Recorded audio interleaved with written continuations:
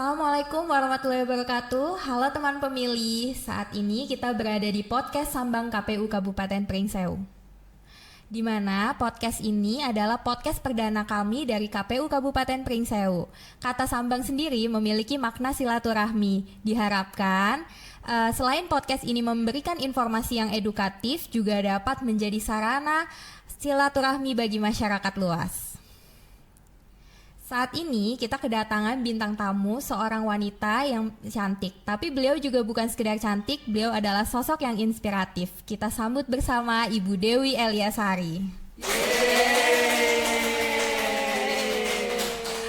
Halo Ibu, apa kabar Bu? Halo Mbak Rara, Assalamualaikum warahmatullahi wabarakatuh. Tabi pun.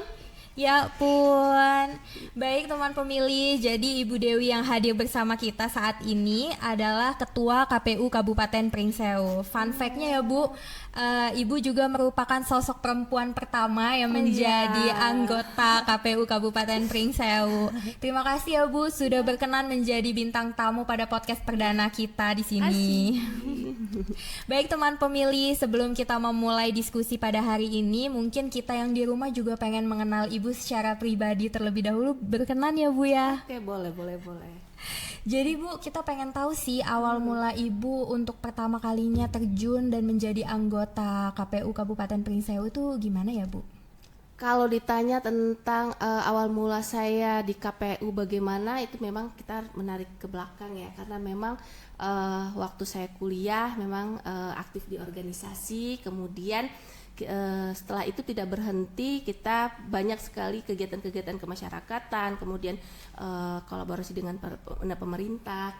Akhirnya pada saat itu di Pringsewu ada pembukaan KPU dan saya dapat kesempatan untuk menjadi bagian dari anggota KPU Kabupaten Pringsewu itu sendiri. Namun bergabungnya saya itu memang dimulai di tahun 2022 menggantikan Bang Imam Bukhori pada saat itu, karena beliau naik di Bawaslu Provinsi, kemudian saya, dan ini periode di 2024-2029 alhamdulillah dapat kesempatan lagi gitu.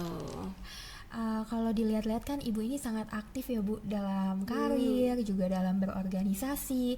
Kita pengen tahu nih Bu, sebelumnya Ibu Dewi ini udah berkeluarga atau belum ya Bu? Oh iya, ya alhamdulillah saya sudah berkeluarga, alhamdulillah punya 3 anak perempuan, dan sejauh ini sih memang suami sangat support ya dengan kegiatan-kegiatan saya gitu. Nah, untuk teman-teman pemilih yang mungkin di rumah juga adalah sosok seorang perempuan ya Bu ya, mungkin terinspirasi dengan perjalanan karir dari Ibu Dewi sendiri. Kita pengen tahu sih Bu, gimana cara membagi waktu antara pekerjaan dan juga keluarga di rumah? Karena memang dari awal sih sudah dapat ini ya, izin ya, terutama izin dari suami. Jadi untuk pembagian waktu itu memang kita kuncinya saling keterbukaan gitu, karena sejauh ini saya tidak merasa bertabrakan waktu, baik itu pekerjaan di rumah maupun di kantor atau misalnya dengan suami, karena memang semuanya kita sudah bicarakan dan segala konsekuensinya itu sudah kita carikan solusinya gitu. Jadi alhamdulillah sampai saat ini sih masih bersinambung ya, selaras gitu. Nah Bu, mungkin pada podcast kali ini kita akan membahas tentang lembaga KPU itu sendiri Bu. Bagaimana sih dari sisi struktur organisasinya sampai dengan tugas pokok dan fungsi yang kita jalani saat ini di kantor. Jadi kita mungkin akan mulai bertanya sih Bu, bagaimana sih Bu adanya KPU di Indonesia sampai dengan adanya KPU di Pringsewu itu sendiri? Kalau KPU itu sendiri ya, kita menilik belakang lagi sejarahnya. Itu dimulai reformasi di mana tahun 1999 itu mulai terbentuknya KPU sampai Pringsewu itu sendiri itu termasuk masih muda sekali ya, karena itu 2008 Pringsewu terbentuk dan disahkan di tahun 2009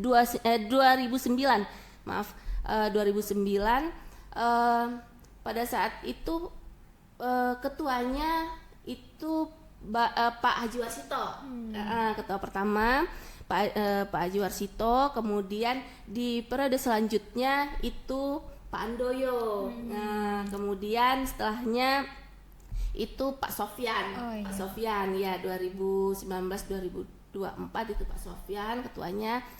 Lanjut sekarang saya seperti itu. Nah, terus untuk struktur itu kan kita memang ada ketua, kemudian anggota gitu. Kemudian ada sekretaris, kemudian di bawah sekretaris itu ada kasubag ya. Untuk divisi-divisi sendiri itu kita dibagi 5 divisi ya. Untuk saya sendiri karena saya ketua itu saya bagian umum, kemudian ada divisi teknis penyelenggaraan itu di bawah komando Pak Sulaiman. Nah, terus untuk hukum dan pengawasan itu ada Pak Wendy. Kemudian untuk SDM Parmas itu ada Pak Eko Winarno. Kemudian untuk data dan semua informasi itu di bawah komando oleh Pak Akmal seperti itu. Nah, sedangkan untuk kesekretariatan ini untuk membackup mendukung semua kerja-kerja penyelenggara itu ada Pak Ari Mulando sekretarisnya gitu. Kemudian Pak Sekretaris tentu tidak bisa bekerja sendiri dong, itu kan ya. Jadi dibantu sama teman-teman Kasubag, kemudian staf-staf seperti itu. Dengan banyaknya divisi yang ada di KPU sendiri ya Bu, pasti kegiatan pada saat pemilu juga lumayan banyak dan padat ya Bu ya. Kita pengen tahu sih Bu kegiatannya mungkin apa aja ya Bu pada saat pemilu dan bagaimana sih Bu biar berjalan lancar? Kuncinya sih kita saling berkomunikasi ya. Jadi setelah berkomunikasi keterbukaan satu sama lain sehingga kita bisa saling backup gitu. Kalau kemarin itu alhamdulillah kita tidak mengalami masalah yang begitu besar gitu, tidak terlalu ada kendala gitu karena itu tadi kita saling keterbukaan gitu. Kalau bicara padat ya memang padat, apalagi kan di KPU ini bekerja berdasarkan jadwal kalender katanya. Jadi 24 jam nih kita bisa ini. Jadi tidak ada hari libur kalau sudah ada tahapan gitu. Kalau bicara padat ya padat sekali gitu. Tapi karena memang kita sudah ada tim dibagi-bagi nih gitu kan. Jadi ya alhamdulillah bisa dilewatin dan kemarin itu ya alhamdulillah Bring Sewu juga dalam saat melaksanakan pilkada, kemudian terakhir pilkada itu berjalan aman seperti itu. Setelah selesainya pemilu ini Bu, sekarang kan kita masa pasca pemilu ya Bu ya. Nah pasti kegiatannya berbeda sekali ya Bu kepadatannya saat pemilu berlangsung atau berjalan. Kalau saat ini tuh kegiatan kita apa aja sih Bu di kantor? Nah itu ya kadang banyak orang bertanya, terus setelah tahapan apa sih kerjaan dari KPU sendiri gitu, karena apa kegiatannya karena kan KPU itu identik dengan tahapan, setelah tahapan tuh nggak ngapain apalagi gitu. Kan yang kita masyarakat umum tahu pemilu 5 tahun sekali pilkada, nah, terus itu kegiatannya gitu. apa tuh Bu gitu. Kita setelah melaksanakan pilkada selesai dari tahapan pilpres, kemudian pileg, kemudian terakhir itu pilkada, itu kita melakukan evaluasi dan proyeksi. Banyak sekali evaluasi untuk perbaikan kita di tahapan selanjutnya gitu. Nah setelah itu kita ada juga dalam rangka peningkatan partisipasi masyarakat itu kita tetap melakukan sosialisasi. Jadi walaupun kita tidak melaksanakan tahapan, sosialisasi itu masih berjalan gitu. Apalagi teman-teman Parmas juga sekarang sedang gencar-gencarnya karena ini kan lagi tahun ajaran baru nih. Jadi kita ada program yang namanya KPU Back to School gitu. Jadi teman-teman Parmas membuat jadwal ke sekolah-sekolah itu untuk kita datangi untuk bersosialisasi. Kemudian seperti teman-teman teknis itu kan sedang melakukan pemutakhiran data partai berkelanjutan gitu. Nah, terus teman-teman Datin itu mereka sekarang itu sedang melakukan coklat data sementara.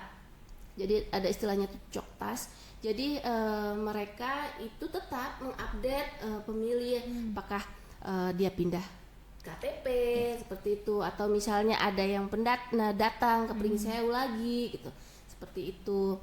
Nah, jadi kalau misalnya orang bertanya KPU ngapain setelah itu gitu, padahal ini momentum kita untuk perbaikan 5 tahun ke depan, momentum lembaga untuk memperbaiki kinerja, kemudian mengupgrade secara keilmuan gitu kan. Jadi setelah menjelang tahapan itu kita udah nggak panik lagi, jadi secara mental kita udah siap, secara keilmuan kita juga udah siap gitu. Sambil itu tadi kita dalam rangka peningkatan partisipasi masyarakat tetap gencar untuk bersosialisasi gitu. Jadi ini ya teman-teman di rumah, kegiatan kami di kantor setelah pasca pemilu, mungkin banyak teman-teman di rumah yang bertanya, KPU tuh kerja nggak sih Bu? Iya. KPU tuh ngapain sih? Jadi setiap divisi itu udah punya kesibukannya masing-masing dengan berbagai kegiatan demi kelangsungan pemilu berikutnya ya Bu, maupun pilkada ya Bu. Benar. Tapi sebelum mungkin kita pamitan dan kita tutup podcast hari ini, satu pertanyaan terakhir ya Bu, apa sih yang menjadi harapan Ibu untuk masyarakat Kabupaten Pringsewu? Harapan saya untuk masyarakat Pringsewu itu agar tetap turut aktif, kemudian terbuka dalam menerima informasi, tapi tetap selektif karena ada informasi yang namanya hoax dan juga valid. Kemudian tetap menjadi pemilih cerdas karena masa depan Pringsewu ini ada di tangan masyarakat itu sendiri. Baiklah, terima kasih ya Bu atas waktu dan ilmu yang sudah diberikan. Semoga dalam sesi Sambang KPU Pringsewu kali ini bermanfaat untuk masyarakat di rumah. Baiklah teman-teman pemilih, semoga apa yang menjadi diskusi kita kali ini dapat bermanfaat untuk kita semua. Selanjutnya, untuk teman pemilih yang mungkin memiliki ide atau kritik dan saran untuk membangun podcast kami, bisa meninggalkan komentar di kolom komen di bawah. Jangan lupa di-subscribe ya teman-teman. Baik, salam KPU, yuk jadi pemilih keren. Saya Rara, pamit undur diri. Sampai jumpa di podcast berikutnya. Wassalamualaikum warahmatullahi wabarakatuh. Waalaikumsalam warahmatullahi wabarakatuh.